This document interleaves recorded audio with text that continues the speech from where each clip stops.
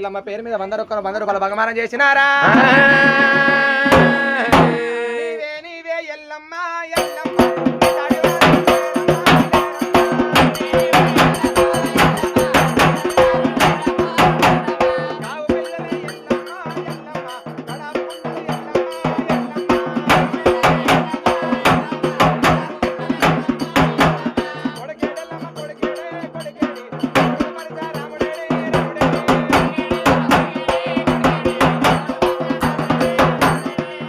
ఎల్లమ్మ తోడై ఉండాలి దారిలో ఎల్లమ్మ దాపాయి ఉండాలి